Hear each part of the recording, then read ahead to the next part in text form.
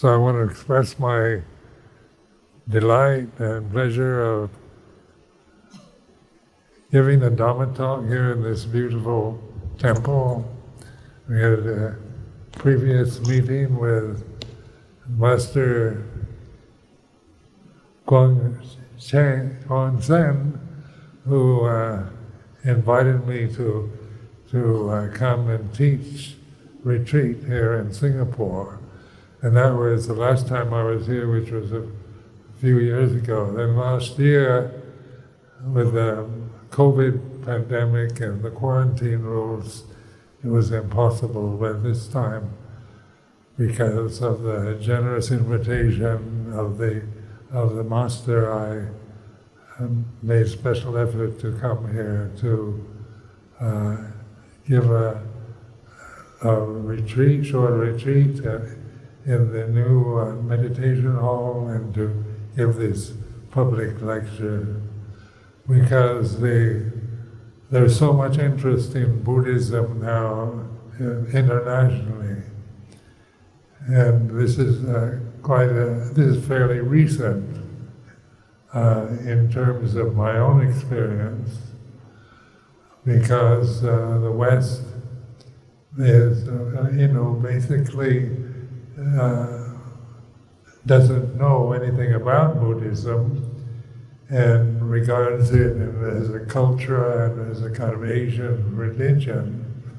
But the emphasis, the thing that what people are really interested in Europe and the United States, Australia, countries like that, is in mindfulness meditation.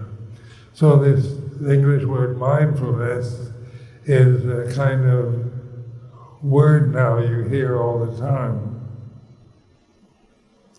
In 1977, I went from Thailand to live in the UK and England, and even though mindfulness is a common enough word in English, it's usually meant be mindful when you're crossing the street or when you're doing something. So the mindfulness of objects that you see, hear, smell, taste, touch, and so forth. So you develop mindfulness by sending consciousness out through the senses, through the objects of the senses that we have. And that kind of mindfulness is appropriate for worldly survival. In order to survive as a human being on planet Earth, we have to be mindful of our lives and dealing with the food and procreation of the species, and survival as a creature on a planet that has many dangers, many problems. But what is lacking in the Western definition of mindfulness, it doesn't have the all-encompassing meaning that it has in Buddha Dhamma or Buddhism, because the teachings of the Buddha are all about developing awareness, not of just objects of the senses, but of the senses themselves, being aware of the body, the feelings, the emotions we have, our ability to remember the past. And we don't tend to, in the West, we don't tend to have a teaching that points to this way of mindfulness, of turning conscious attention inward rather than going outward to the objects of the senses. So in my monastic life, I've been very fortunate in my training, going to Thailand, found a very excellent teacher known as Ajahn Chah, and his whole emphasis, his basic teaching was all about mindfulness, awareness. because he could see in Thailand, Thai culture is, the people in Thailand, about 95% at least, consider themselves Buddhist. But still so much of the religious aspects are just ceremonial or traditional forms, and the teachings about morality, sila, and generosity are very basic to Thai culture. But bhavana, or meditation, or mindfulness, oftentimes is ignored because they see it as something very advanced, and you have to be a spiritually inclined person or a Buddhist monk to really practice, to be mindful inwardly. So in this sense of sati, the Pali word for mindfulness, sati, sampajanya, is a way of looking inward. Instead of sending your consciousness out through the senses, you're looking inward at your feelings, you're observing the body, witnessing the way it is as we experience life in its in very experiences that we have. So Luang Por Chah was very strong, has a very strong influence in Thailand, because this Thai forest tradition was in a remote part of Thailand, northwest Thailand, and now it's very much recognized as wisdom teaching, and the forest meditation teachers are very, very highly regarded by most people in Thailand. And Luang Por Chah has become, worldwide. Is famous all over the world because of the teaching is direct. Like the Buddhist teaching is very direct teaching. It's not about belief in things or objects. You're not told you have to believe. And so this is quite for someone who is a doubter and a cynic and a skeptic. When I'm told to believe in something, I tend to,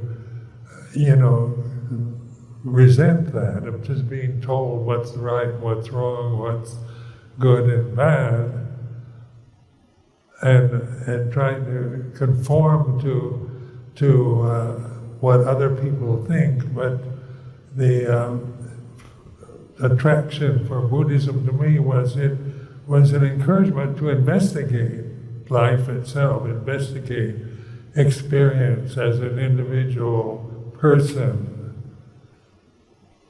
And this is available to all of us, because, the idea that only monks can really practice meditation is a belief. It's not what the Buddha taught, but it's a belief, cultural belief. But in my experience in northeast Thailand Luang Por Chah was teaching meditation to villagers and city dwellers, anyone who showed an interest. So it was very inspiring to live with him, and I developed a great deal of respect and gratitude towards this particular teacher in Thailand. So he kind of understood. I was the first Westerner to join his Sangha. And so, people would say, how can you've never gone to the West, you're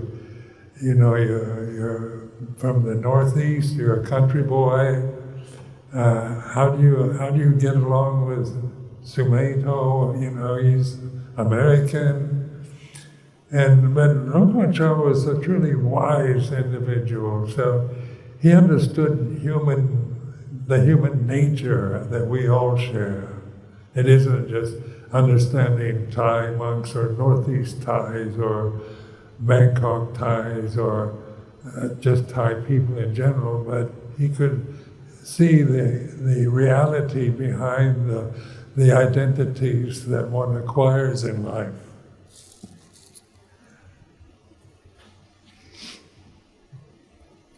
So it took me, several years to really understand what he was actually teaching, because I had to learn another language, had to learn Thai and Northeast Thai dialect.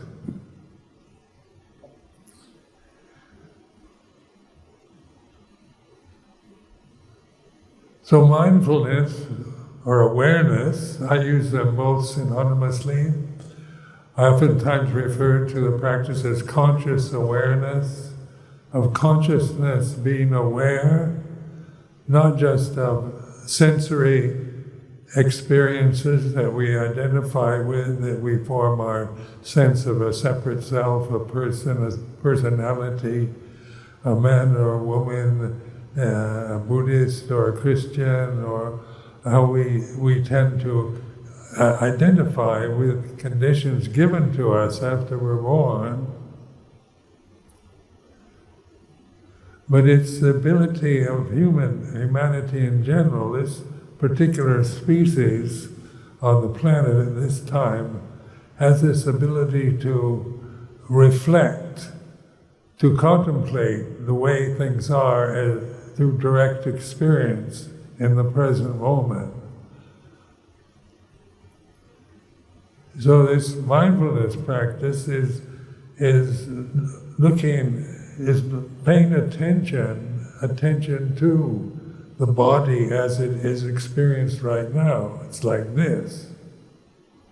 Or to the the mood that one is experiencing at this time. It's like this. Or to the views and opinions that one has about good and bad, right and wrong. It's like this, because pure conscious awareness is not critical. It's not something you acquire, it's something you're born with. Like a newborn baby is fully conscious form. But it doesn't have an ego yet, it doesn't identify itself as a baby, as a boy or girl baby, as a Singaporean or any other. These are acquired identities. So in mindfulness practice, it's like returning to original conscious awareness that is natural. It's not something you create. You don't create conscious awareness. You are that. That is your true nature. Where what we identify with is not what we really are. So sending your senses, your eyes, ears, nose, tongue, body outward to the objects. We think in terms of beautiful or ugly or true or false, right or wrong, heaven or hell, happiness or suffering. So we have these words that we tend to operate from. We all want to be happy, we want to be healthy, we want to be respected, we want to be successful, we want to be wealthy. And so these are desirable goals in life. When we're thinking about life itself and we're identifying with the physical form that we experience the world through.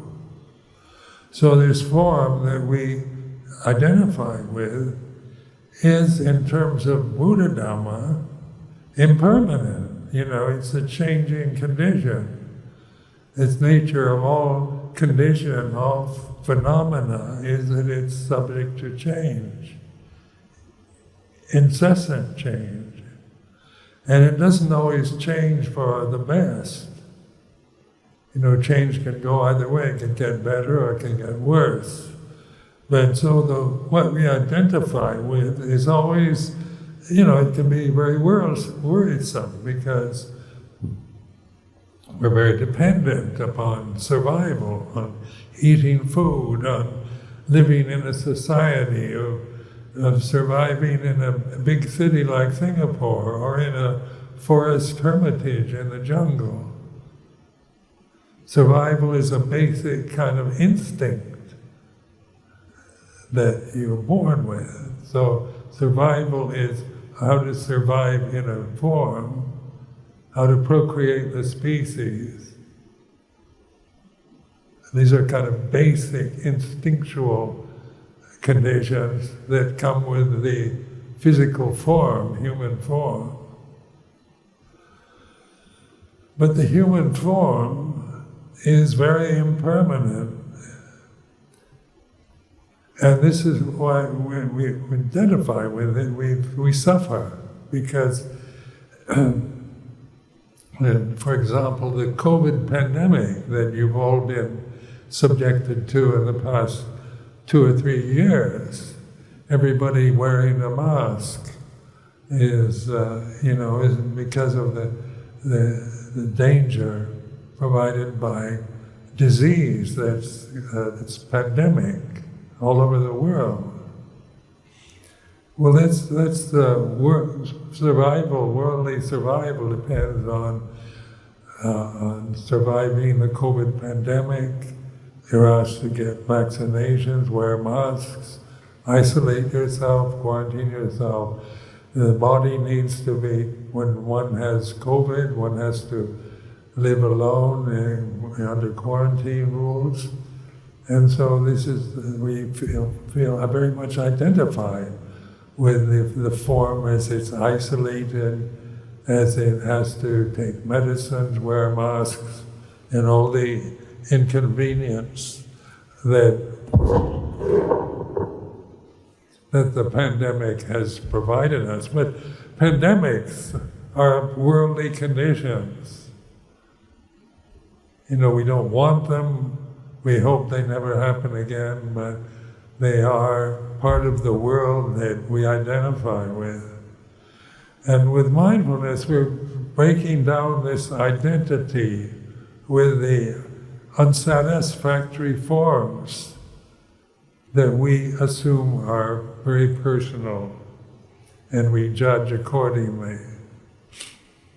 So in the worldly life, there's endless problems between men and women, husband and wife, between the political systems, right or left, or whatever you identify with, between religions, jealousies and fears and prejudices, racial prejudices are all learned or contrived perceptions that you acquire through conditioning that can create all kinds of endless problems and difficulties in our experience within this separate form.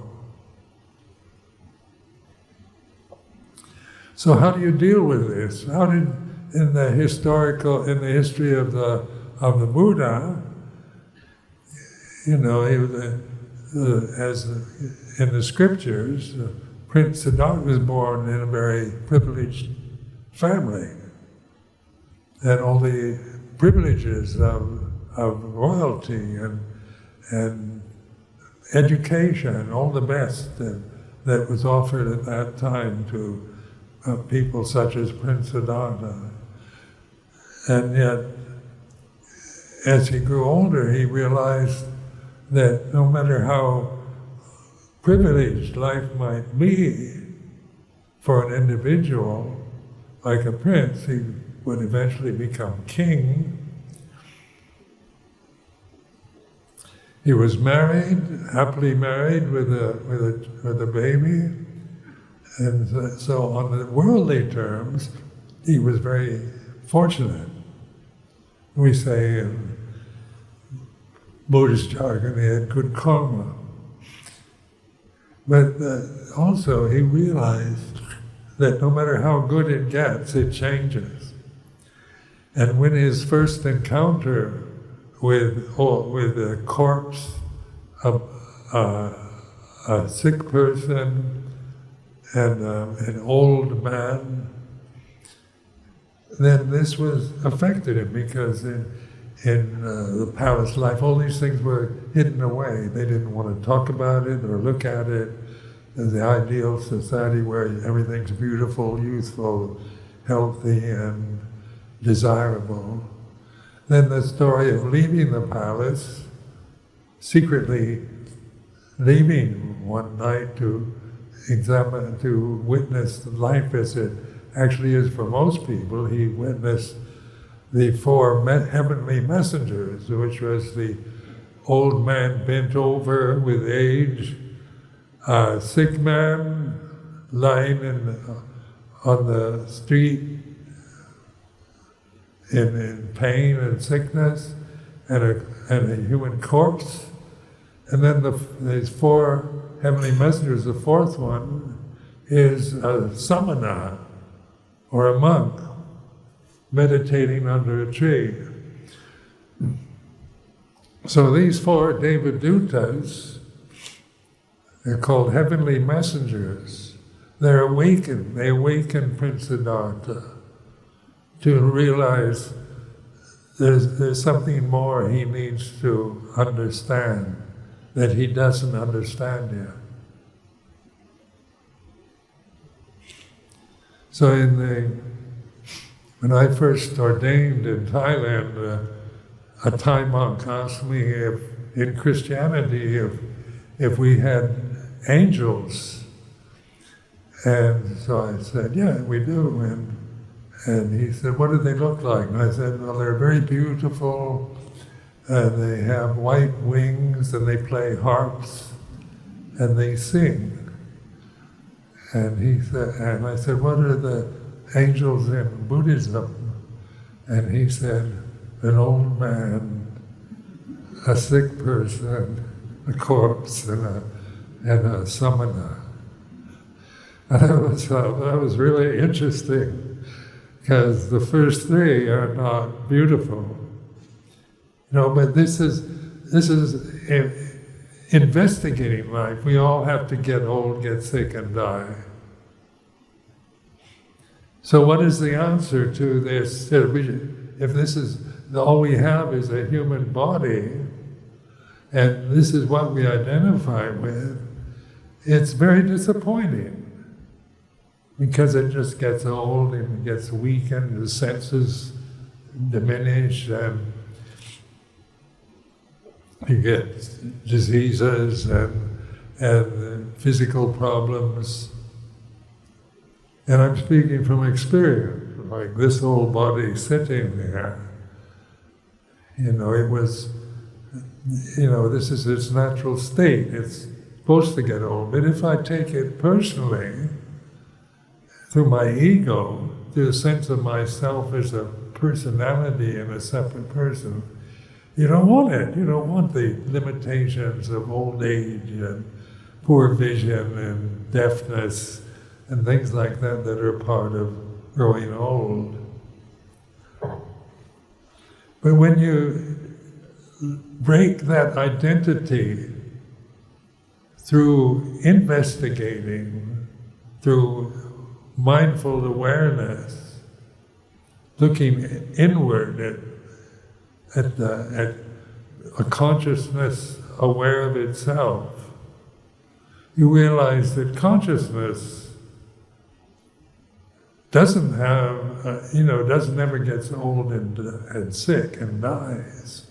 The body does. That's what it's supposed to do. But pure awareness, pure conscious awareness is not a sankhara, it's not a phenomenon, it's not a condition. It's natural. Like you were born conscious. Consciousness wasn't born in you. You were born into consciousness. And you grow up in consciousness, and the body gets old in consciousness. But consciousness or mindfulness or awareness, these words point to this sati sampajanya, or mindfulness, awareness, which is here and now. It's not something you learn or get or acquire, but something that's natural. So in the Pali tradition, we use the word Dhamma, which in Mahayana they call Dhamma, but Pali language is the kind of basis for Theravada teaching, so the word comes out as Dhamma, is deathless. And how can we realize the Dhamma? By trying to find it or conceive it. What is the Dhamma anyway? When you can give words like absolute reality, absolute truth. This is how we define it in English. The Dhamma is perfect, and it's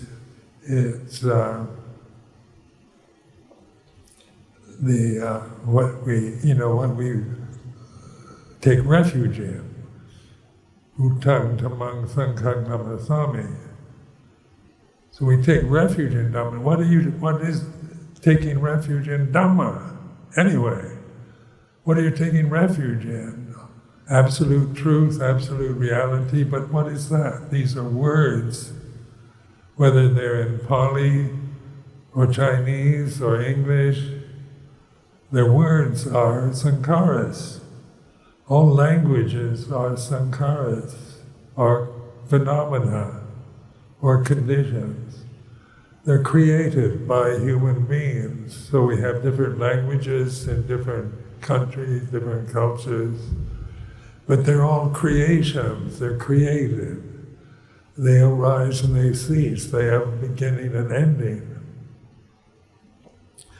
And so much of our life is grasping ideas and words, concepts, opinions. And so we bind ourselves to this limited function, the thinking faculty, and then we suffer accordingly.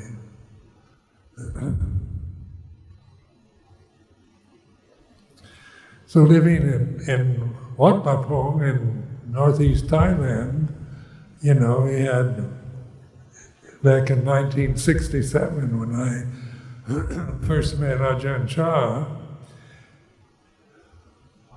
the monastery, Wat Pah Pong, was very basic, very primitive, had no conveniences, no electricity, no running water, and it was in a forest.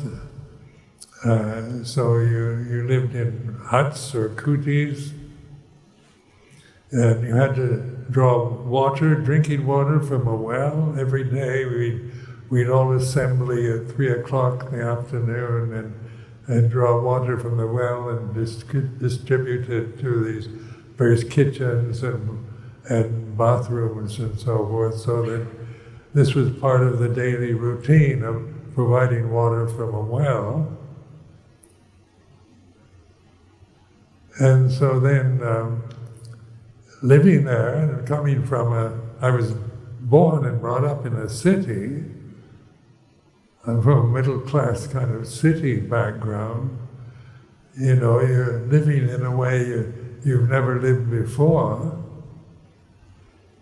But Ajahn Chah's teaching to me very directly, even in the beginning, was to be mindful of it, of how it affected me.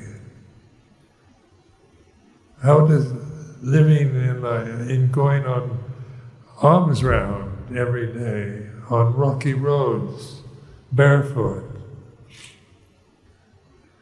and then you'd have to, when you're young, you go on to distant villages. And so, this was so new to me that it had certainly emotional reactions to the life, where the conveniences of modern city life are not available. And Ajahn Chah, was impressing on me the need to just witness the way I feel. He wasn't telling me how I should feel about it. He didn't say you have to like this or approve of it or just adapt to it as best you can. So that's good advice. That's wise advice. So I could develop awareness even though I was missing out on the actual teachings, because Luang Por Chah was very at his peak of teaching. 4 or 5 hour dasanas every evening in Isan dialect, and I couldn't understand anything.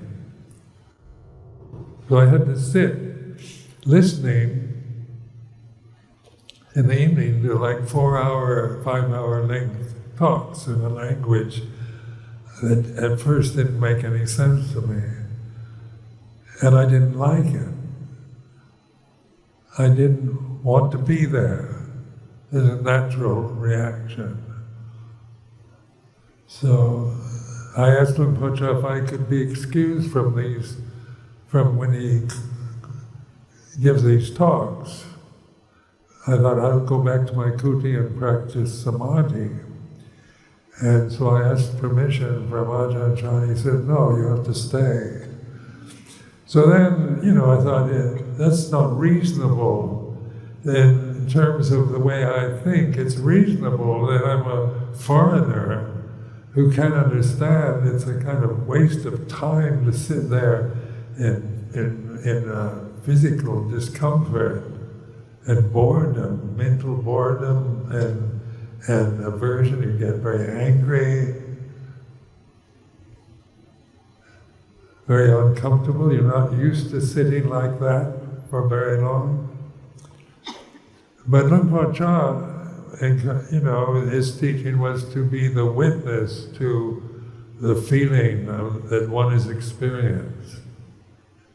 One is experiencing in the present moment is like this. So I could actually do that and learn from it.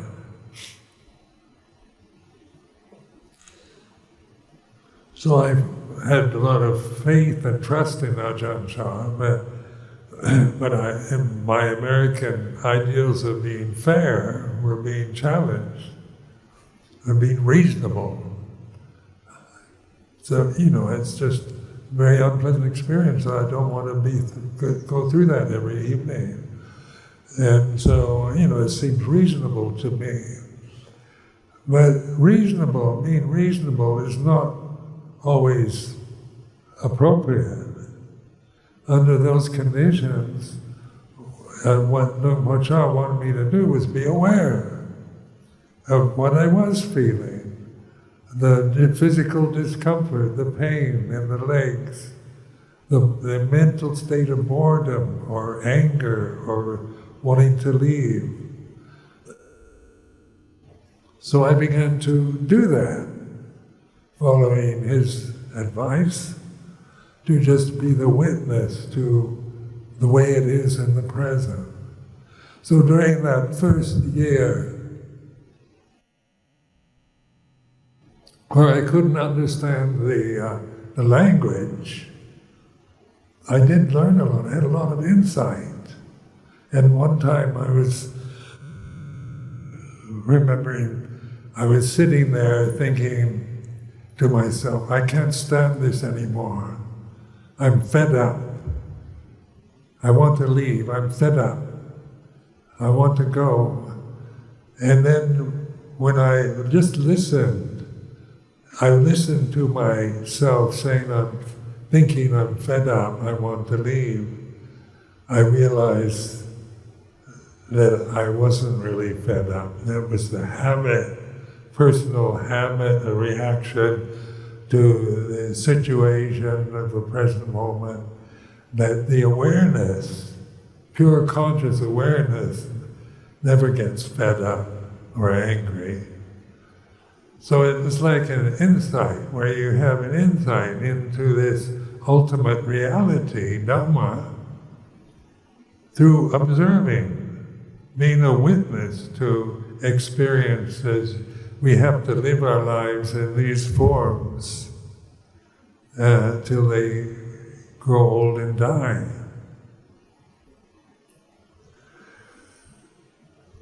So the training was all about this awareness, being your refuge, rather than in taking refuge in your body, which we began to see was very, changeable. There were a lot of mosquitoes in the monastery, and big ones that were really annoying. And being a bhikkhu, a Buddhist monk, you can't kill anything. And so, as a layperson, I had no compunction about killing mosquitoes. But as a bhikkhu, I had to, according to the Vinaya, the discipline, you're not supposed to kill anything intentionally. So, you just learn to live with mosquitoes. And when you complain about it, there's too many mosquitoes, you listen to that, the mind grumbling, complaining because you don't like and don't want mosquitoes is like this. So what do you take refuge in then in a situation like that? In your complaining mind, your view about what's right and wrong, or how your emotions are reacting to the present situation, or in sati sampajanya, mindfulness, awareness, conscious awareness. This is the escape hatch that the Buddha pointed to in his teaching. Because pure conscious awareness doesn't get old, doesn't get sick, doesn't die, doesn't complain, doesn't think. It has no language. Pure consciousness has no language to cling to, but it is where wisdom manifests in our lives. It's a natural wisdom that's available to all of us, that we learn to trust when we take refuge in Buddha, Dhamma, Sangha. What are we're taking refuge in awareness. Buddha is awareness itself. It's the witness to the Dhamma, the way things are. So when we think of Buddha, we have a beautiful Buddha image on the shrine here, very impressive, very big. But that's not the real Buddha. Or the historical Buddha of 2,565 years ago in India, and that's a memory. We have memory, we've been told about that Buddha. But do we take refuge in a memory or in a Buddha Rupa, or do we take refuge in awareness? Because it's Buddha that knows Dhamma. It's the witnessing paradigm of Buddha and Dhamma. And it's a beautiful paradigm because it's a reminder to be the witness to experience rather than the owner of it. So Dhamma is perfect, complete and whole. Is about the best kind of adjectives to use for it. But it's always here and now, it's timeless. And it's through awareness, suddenly opening to the present moment. At this moment it's like this. Whatever you're feeling, at this moment listening to me talking like this, you're aware. Whether I'm confusing you, I'm inspiring you, you agree with what I say, or you disagree, and it's not a matter of each person agreeing or appreciating what they're hearing, but whatever you're feeling emotionally, and response to what you're hearing is the way it is. It's like this. So these words, it's like this, is a skillful use of language because it's non-judgmental. When we're saying this is a really good moment, I'm feeling inspired, my faith in Buddha Dhamma has increased, or I'm bored, I don't know what he's talking about. What you can know is what you're feeling at this moment is the way it is, without judging it as right or wrong. So you begin to trust in the ability to just witness, experience. And that's witnessing the changing conditions of phenomena of sankhara. Can a sankhara witness a sankhara? Is a good question to ask yourself. Can a sankhara be a witness? Can Sumedho as a person really be a witness to the world and to experience? And I can witness as a person, I'm aware of the crossing the street or climbing the mountain, but that's going outward to the objects of sight, the objects of senses. But Puto, the Buddha witness, is here and now, and it's not Ajahn Sumedho, it's the ability of human individuals to be aware, completely aware of the natural purity that we begin to realize through sati sampajanya or mindfulness.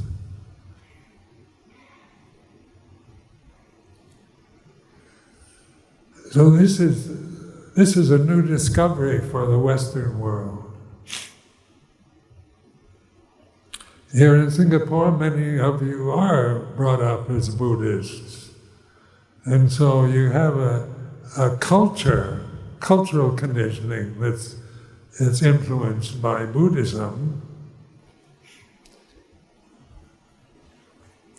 But the cultural conditioning is still something acquired. So we oftentimes find in countries like this or in Thailand, Sri Lanka, Buddhists who think they can't practice or not interested in mindfulness meditation because, they still see themselves, they identify themselves with the physical body, with the worldly conditions that they experience through their senses,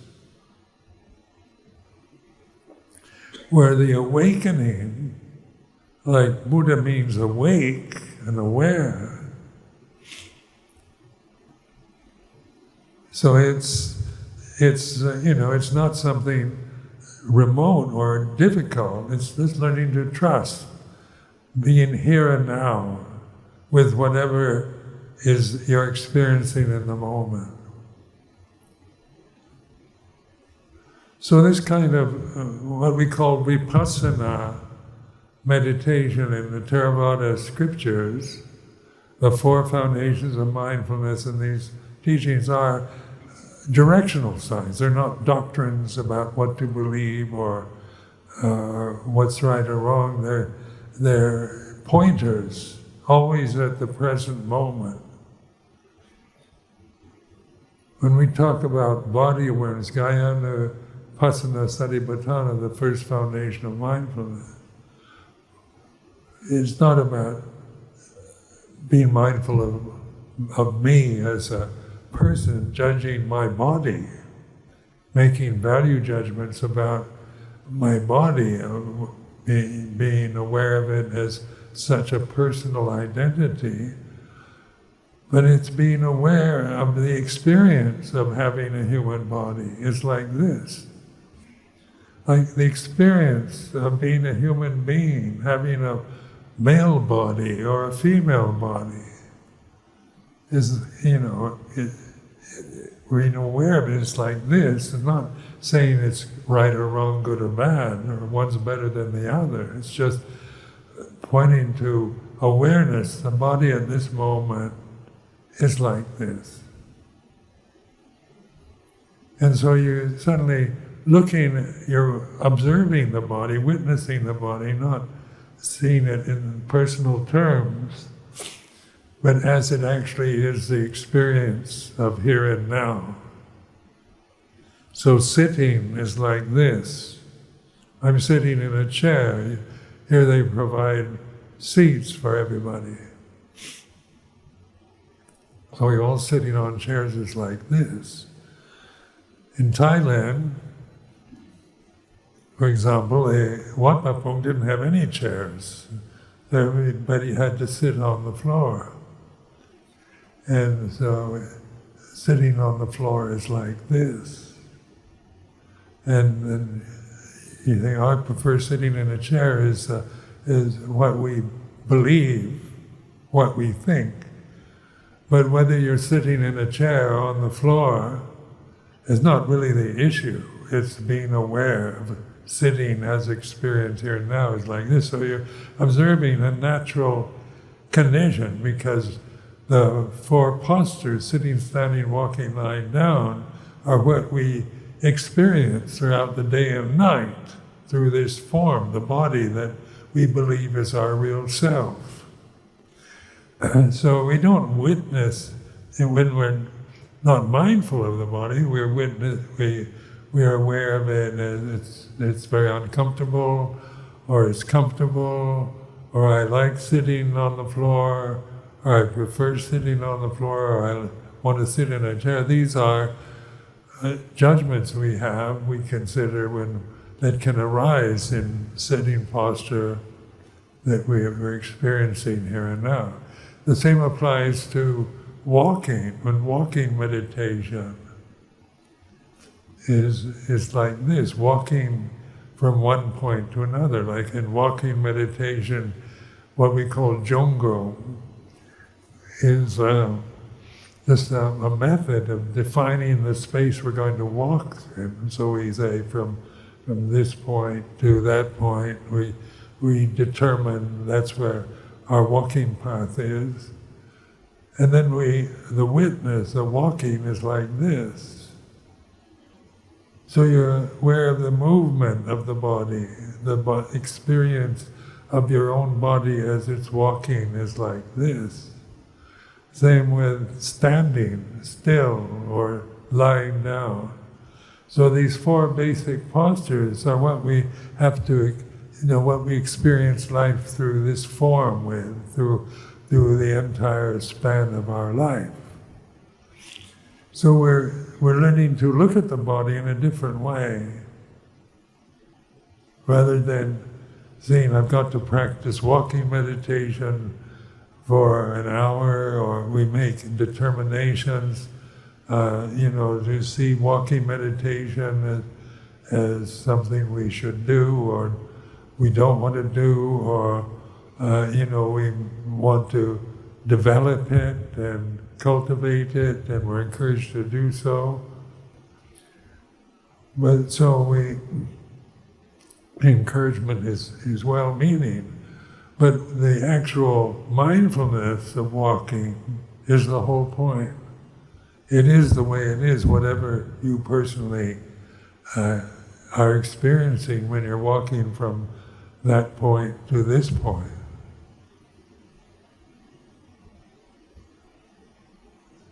Standing still, same applies, or lying down. Like lying down meditation, at first we just tend to fall asleep, because what we usually are conditioned to do is when we lie down on a bed to fall asleep, to go to sleep. So, are you mindful when you're asleep? You're not mindful of the body, but has consciousness disappeared? Does consciousness sleep? or just the body and its functions go into that state of sleep? Do you, does consciousness have a beginning or ending? It does on the sensual level. That consciousness of the senses is all about arising and ceasing. But pure conscious awareness, as you begin to understand it and realize it for yourself, doesn't sleep. Even when the body's asleep. And then when we dream, we're asleep, and so dreams are images that we create in our minds. Our one sense that tends to function while the body's asleep is to go into a dream state in which it imagines all kinds of things. So dreams are all about images that can be reasonable or unreasonable or terrible or pleasant. These images change accordingly. But consciousness is not a dream. The dreams arise in consciousness, and the dreams come and go accordingly. So these 4 basic postures are part of understanding the nature of the human form that we have to live with. Not seeing it in how well we sit or how well we walk or that, but it's not a matter of can a crippled person practice walking meditation. There's nothing to stop any of us for mindfulness meditation, whether you're invalid or healthy or sick, because it's apparent here and now. It's timeless. It's what we really are ultimately, is this deathless reality, and not this very mortal, sensitive form that continually experiences suffering, unsatisfactoriness, getting old, getting sick, dying, loss of loved ones. We all have to experience the loss and death of people we love, our parents, our friends, and so forth. This is part of the human experience. The human bodies are they die. So they once they're born, they just grow up and get old and die. And that's natural. That's not, when we see it personally, people ask me to live for 120 years. Every birthday in Thailand, they please live at least to 120. I'm 88 now, that's enough. I can see just getting older and older, the more disabled I become. But is that suffering? Do I suffer from old age, from disabilities? And as awareness, no, there's no suffering there. Physical, there is still pain and frustration, when you can't see properly or hear properly and walk independently. You don't want any of that to happen. But that's the nature of the body. And that's not what I am. The body is the way it is. It's the karma of this condition. It's like this. And you accept it. It's allowed. It's okay. It's not judged as or resented or criticized. It's just the way that one has to experience till the body dies. And that's all that dies, is the human body. But consciousness doesn't die. So that's the refuge. When we take Buddha, Dhamma, Sangha as refuge, it's in the deathless Dhamma, Amata Dhamma, that we begin to abide in and rest and trust. And it's apparent here and now. It's not some mystical, far-off, remote possibility in the future, like it might seem to many of us. But it's through this investigation, turning inward, being the witness, the Buddha witness to the way it is.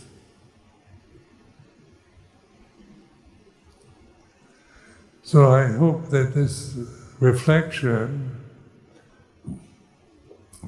will encourage you to investigate this religion that can be very traditional and ceremonial, but it's also, its basis, its foundation is in wisdom. It's a wisdom teaching, and it's openly available to everyone.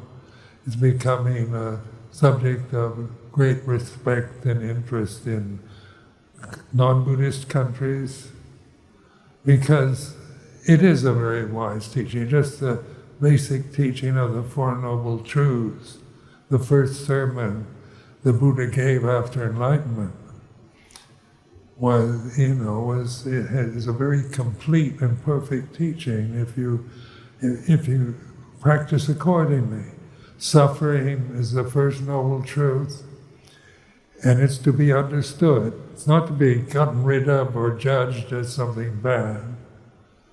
To understand dukkha, you look inward, not blame conditions like mosquitoes or somebody else for your unhappiness or your doubts or worries. Worry, doubt, anger, jealousy, all these moods are changing conditions, and awareness, they arise and cease in awareness rather than awareness of them arises and ceases.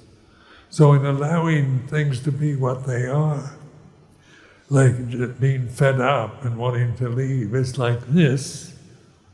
Just by patiently accepting this feeling, by witnessing it rather than judging it or suppressing it, it ceased. I'm fed up with this. I actually witnessed the cessation of this particular strong emotion. And that was the insight into, I'm not the emotion, this is not self. This is what we call anatta, or non-self.